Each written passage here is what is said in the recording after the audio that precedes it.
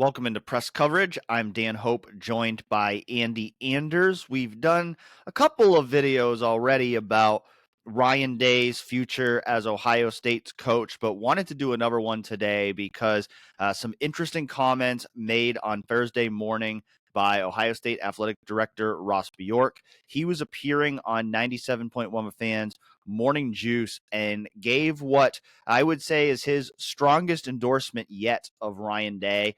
When he was asked if he was confident that Ryan Day would be Ohio State's coach next year, he said, quote, absolutely. He said, Coach Day and I have just hit it off so well. I've been really, really impressed every single time I've talked to him. I've learned something. He's innovative. He recruits at the highest level. He's got a great staff. Later went on to say, Coach Day is awesome. He's great to work with. He totally gets it. He loves being a Buckeye, and so we're going to support him at the highest level throughout. That some of his comments, you can see the full comments over on 11warriors.com, but certainly I would say, a pretty strong endorsement there from Ross Bjork. We had seen him say to the Columbus Dispatch a couple weeks ago that he supported Ryan Day and said our full focus is on the college football playoff and making a strong run. But it felt like he left the door open more in those initial comments for let's see what happens in the CFP. Now, making these comments today doesn't necessarily mean a change still couldn't happen if Ohio State goes and loses next weekend in the first round of a CFP to Tennessee. But these certainly feel like more definitive comments from Ross Bjork to make it seem as though Ohio State's plan is that Ryan Day is still going to be the coach beyond this season. The comments to the Dispatch earlier to me had that feel of, hey, talk to me after the college football playoff, that the future of the coaching position, the head coaching position at Ohio State was under evaluation, so to speak, from Ross Bjork and his staff. And I just, now this seems like a much fuller vote of confidence from Ross. And I am surprised, if they are going to make a change, and I still wouldn't rule it out entirely should Ohio State lose in the first round of Tennessee, certainly. If they were going to make a change, this would be something that I think looks bad in hindsight. So it does seem to be more of a demarcation from Ross that this is the plan right now to move forward with Ryan regardless of what happens against Tennessee in the first round of the college football playoff. And I think it's interesting to hear it be backed, especially, given all the fan backlash that's still out there. A lot of people still calling for Day's head.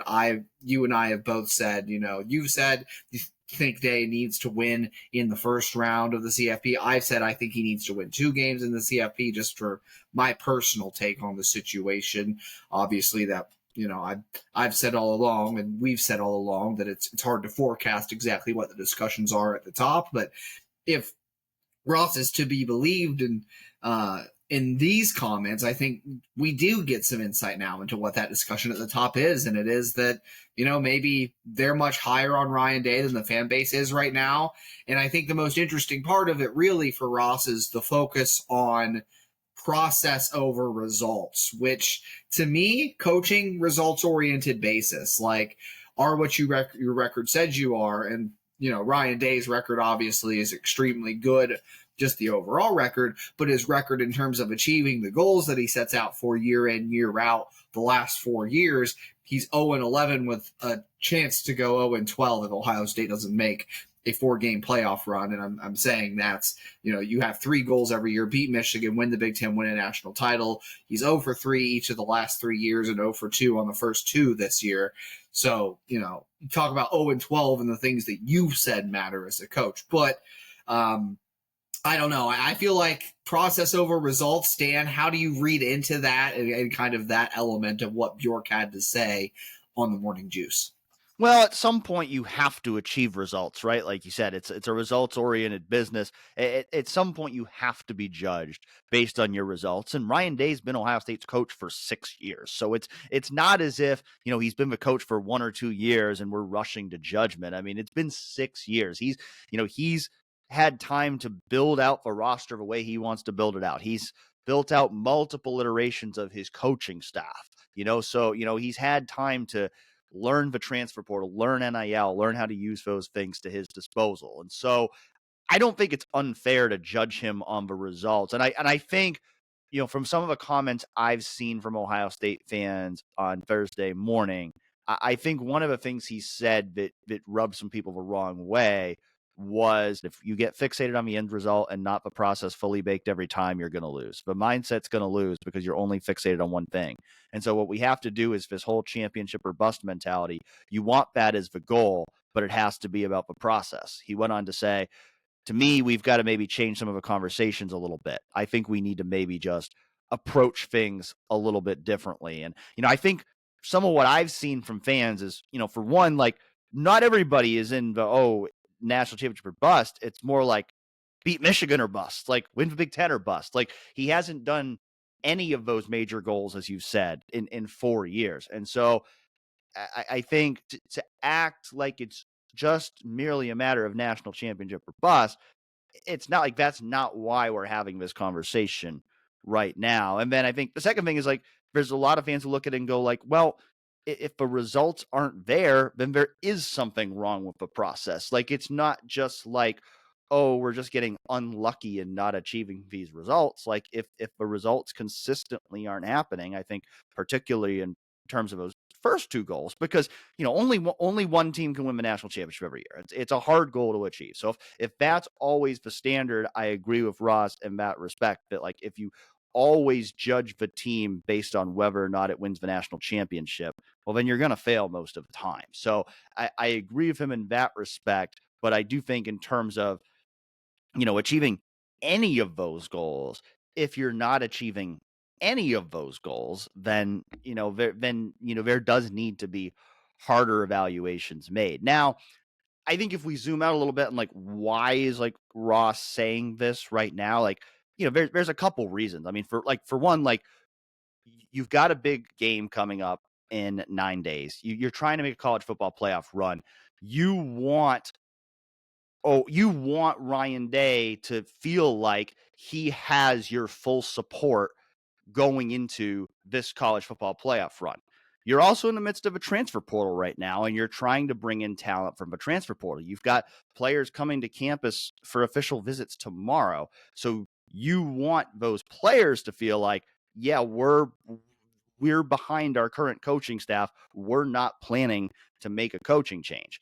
I had made that point before when we talked about the possibility of making a change after, if it, like I said, like, I still think, I'm still, just based on these comments, I'm still not going to sit here and say, oh, I think Ryan Day is 100% back in 2025. I still think if Ohio State loses that first round game, that I still wonder if these conversations could change. But I have said I thought it was less likely Ohio State would make a change after that point if they win that first round game. And one of those reasons is because the transfer portal is going to be closed by that point. Like, you don't want to start a second wave of transfer exodus. You don't want to be behind the eight ball in that regard. And so I think, that's a factor. And then there's also the reality of, he has a $37 million buyout. And ultimately, I said this before, donors are going to drive this conversation as much as anybody. And there has been some thought out there that donors don't necessarily have the appetite right now to want to pay that $37 million buyout.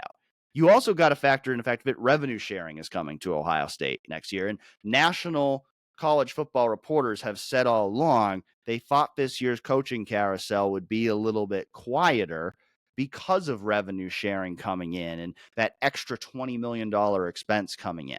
And so I can see why Ohio State looking at it and saying, well, $37 million buyout, $20 million expenses coming in. I think if you're going to make a move with all those expenses on the table, you have to really feel like whoever you're going to bring in is going to be a clear upgrade over Ryan Day.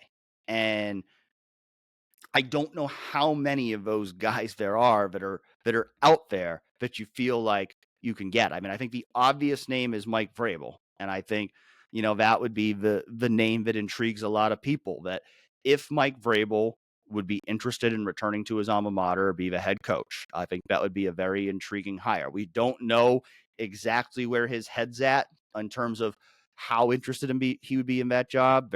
I think there's still a feeling that the NFL would be his preference.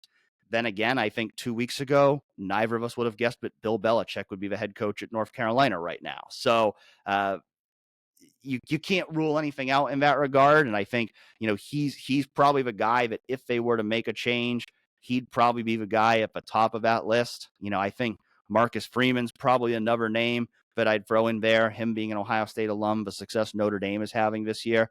But I think outside of those two, I don't really, unless you're going to get a Dan Lanning or a Kirby Smart, which I think is highly unlikely. So some of it could be too, like if you've had, I don't know what kind of conversations Ross Bjork has had behind the scenes.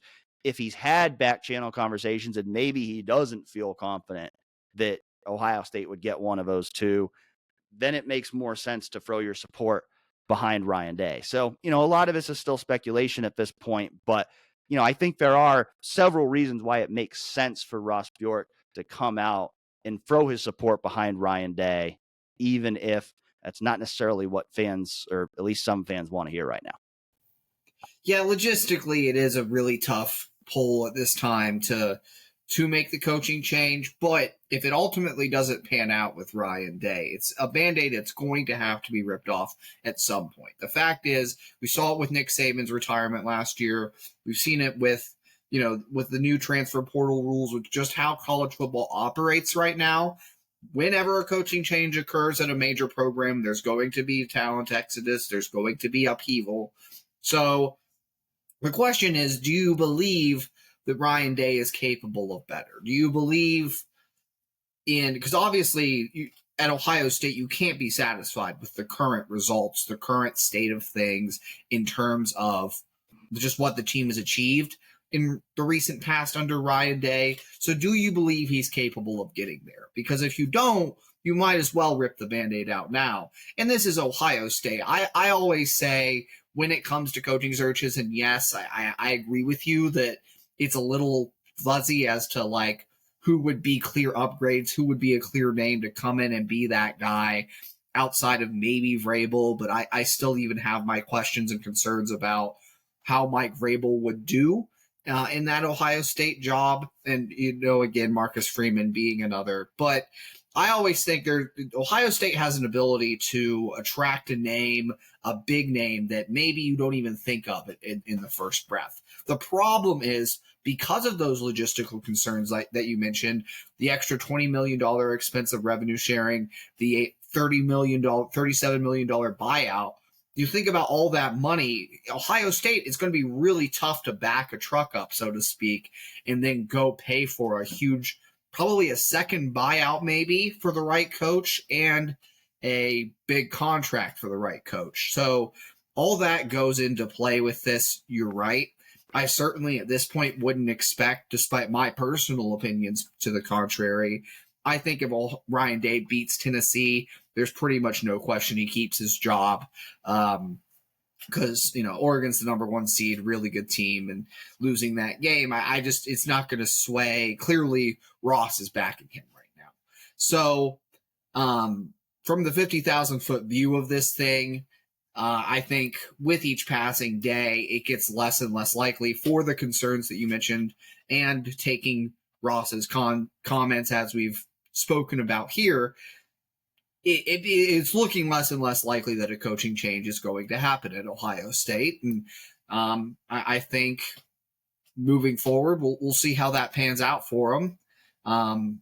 Again, assuming that, the change isn't ultimately made. But still a lot of considerations, a lot of conversations to be had, especially if Ohio State does end up losing that game to Tennessee. Then I think, maybe you reevaluate and circle back to this and see if Ross Bjork still sees it the way he sees it right now.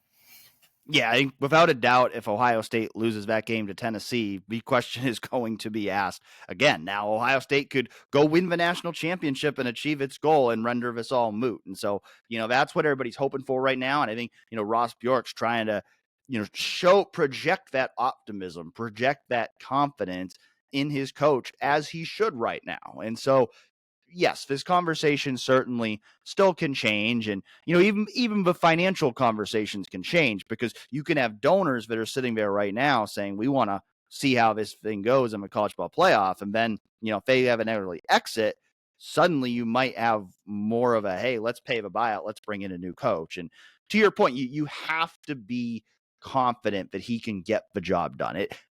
At least based on what everything Ross Bjork has said publicly, he projects that he is confident Ryan Day can still be that guy.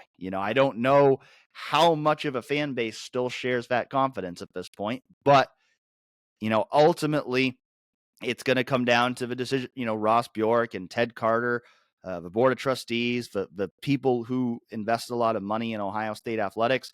Those are ultimately going to be the people. I'm sure they're listening to what the fans have to say, and they certainly should be listening to what the fans have to say. But ultimately, it's going to come down to what those people want to do, what they decide, what they think is best for the future of Ohio State football. And it's going to be an interesting conversation. I think that, again, depending on what happens here in the college football playoff, things could change. Things could change a lot. And so we will see how it ultimately plays out. And we will continue to, of course, cover that story and all things Ohio State football as it continues to play out over the next month here.